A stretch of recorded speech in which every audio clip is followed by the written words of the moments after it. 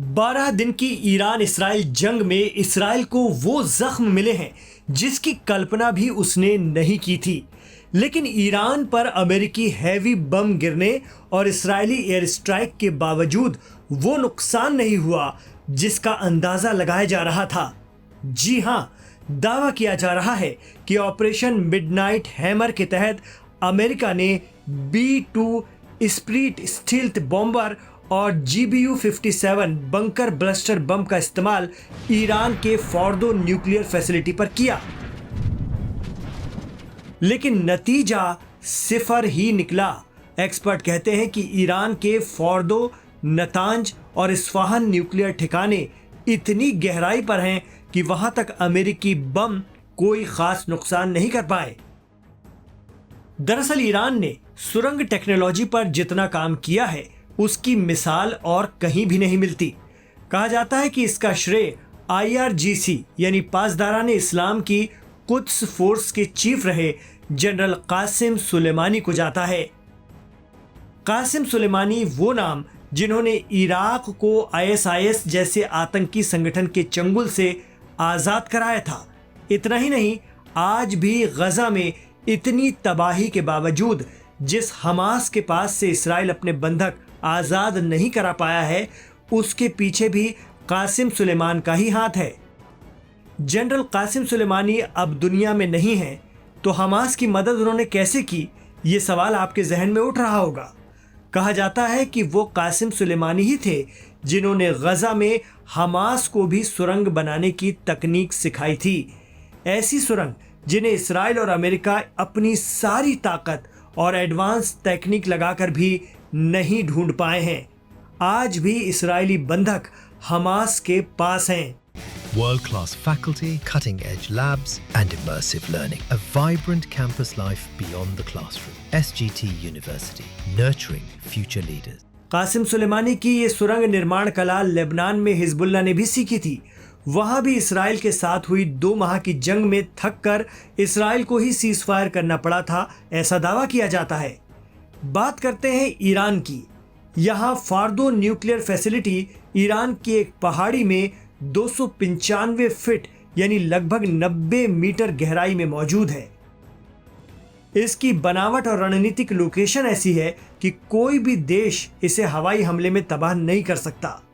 Fordow के अड्डे तक पहुंचने के लिए 5 सुरंगों को काटकर गहराई में बंकर नुमा सुविधाएं बनाई गई हैं, जिसकी तकनीक जनरल कासिम सुलेमानी ने दी थी। दावा किया जाता है कि इसे तबाह करने में सिर्फ अमेरिका के GBU-57 massive ordnance penetrator bunker buster bomb और B-2 स्टील्थ विमान ही सक्षम हैं। लेकिन ये इतना आसान उनके लिए भी नहीं है। इसे तबाह करने के लिए इन बमों को कई बार एक ही जगह पर गिराना होता है। इसका डिजाइन ऐसा है जो दुश्मन के हमले से कम नुकसान करता है। इसराइल के पास ऐसी सलाहियत नहीं है कि वो ईरान की इस सुरंग टेक्नोलॉजी की काट निकाल सके या उन्हें बड़ा नुकसान कर सके।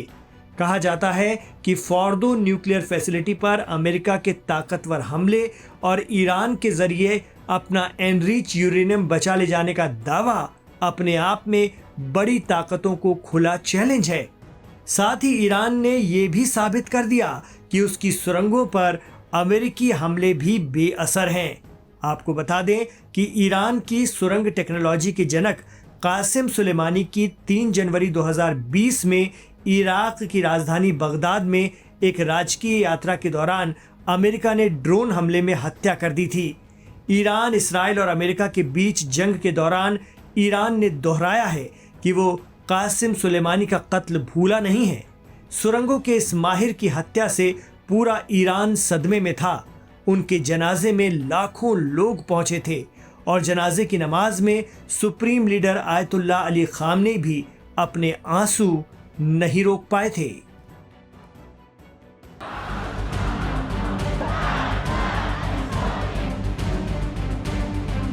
ईरान और इजराइल के बीच चली जंग में ईरान के कई सैन्य कमांडर और परमाणु वैज्ञानिकों की मौत हो गई थी, जिससे ईरान इजराइल के साथ साथ अमेरिका पर भी भड़का हुआ है।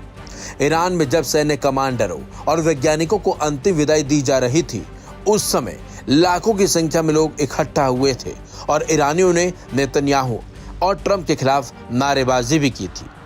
इसी बीच ईरान के शीर्ष शिया धर्मगुरु ने अमेरिकी राष्ट्रपति डोनाल्ड ट्रंप और इजराइल के प्रधानमंत्री बेंजामिन नेतन्याहू के खिलाफ फतवा जारी किया है। इस फतवे में उन्होंने दुनिया भर के मुसलमानों से एकजुट होने की अपील की है। मीडिया रिपोर्ट्स के मुताबिक अयतुल्ला नसीर मकरम शिराजी ने फतवा जारी किया है, जिसमें ट्रंप और नेतन्याहू को दुश्मन बताया है। उन्होंने लिखा है, ये साफ है कि इस्लामिक व्यवस्था के किसी व्यक्ति और खास तौर से सुप्रीम लीडर को जान से मारने की धमकी देना मना है और धार्मिक रूप से निषेध है। उनका बचाव करना और ऐसी धमकियां देने वाले आरोपियों को जवाब देना जरूरी है। साथ ही पवित्रता का उल्लंघन करना सबसे बड़े पापों में से एक है। इसके साथ साथ उन्होंने इस्लामिक गणतंत्र के नेतृत्व को धमकी देने वाले अमेरिकी और इजरायली नेताओं के खिलाफ कार्रवाई का आह्वान किया। फतवे में यह भी कहा गया है कि उस दुश्मन के लिए मुसलमानों या इस्लामिक मुल्कों की तरफ से किसी भी तरह का सहयोग देना हराम है। ये जरूरी है कि दुनिया भर के मुसलमान इन दुश्मनों को उनके शब्दों और गलतियों के लिए पछतावा कराएं। Aim right, achieve big. At KR Mangalam University, we provide you the platform to turn your dreams into reality. At KR Mangalam University. ये फतवा 12 दिन की जंग के बाद आया है। बता दें आपको, इजराइल के साथ 12 दिनों के युद्ध के दौरान मारे गए रिवॉल्यूशनरी गार्ड के प्रमुख और अन्य वरिष्ठ सैन्य कमांडरों और परमाणु वैज्ञानिकों की अंतिम यात्रा में शामिल होने के लिए शनिवार को तेहरान की सड़कों पर लाखों लोग उतर आए थे। रिवॉल्यूशनरी गार्ड्स के प्रमुख जनरल हुसैन सलामी, इसके बैलिस्टिक मिसाइल कार्यक्रम के प्रमुख जनरल आमिर अली हाजीजादे और अन्य के ताबूतों को ट्रकों पर रखकर राजधानी की आजादी स्ट्रीट ले जाया गया था। इस दौरान सड़क किनारे खड़े लोगों ने अमेरिका मुर्दाबाद और इजराइल मुर्दाबाद के नारे भी लगाए थे। लेकिन इसी बीच फतवे के जरिए अमेरिका और इजराइल के खिलाफ मुस्लिम देशों से एक साथ खड़े होने की अपील की गई है, ताकि इजराइल और अमेरिका को ईरान के ऊपर किए गए हमले का जवाब दिया जा सके।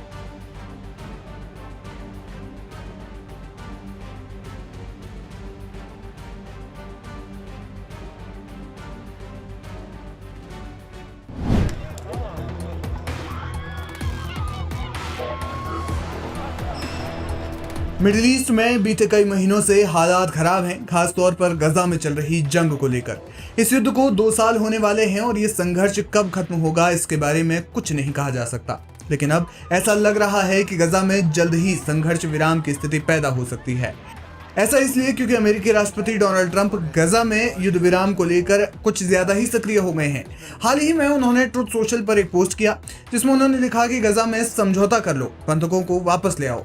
ट्रंप द्वारा समझौते और बंधकों की रिहाई के लिए किया गया ये प्रयास अमेरिका द्वारा ईरान के परमाणु स्थलों पर हमले और दोनों देशों के बीच युद्ध विराम के माध्यम से इसराइल और ईरान के बीच संघर्ष में हाल ही में शामिल होने के बाद आया है। लेकिन यही नहीं, बल्कि डोनाल्ड ट्रंप ने 27 और 29 जून को 2 बार कहा कि गजा में जल्द ही युद्ध विराम हो सकता है। उन्होंने कहा कि ट्रिपल ब्रोकरेज यानी मिस्र, कतर और अमेरिका के संयुक्त प्रयास जारी हैं और बातचीत में रियायतों का इशारा हुआ है। उन्होंने पत्रकारों से बात करते हुए कहा कि हम गजा पर काम कर रहे हैं और इसे ठीक करने की कोशिश भी कर रहे हैं।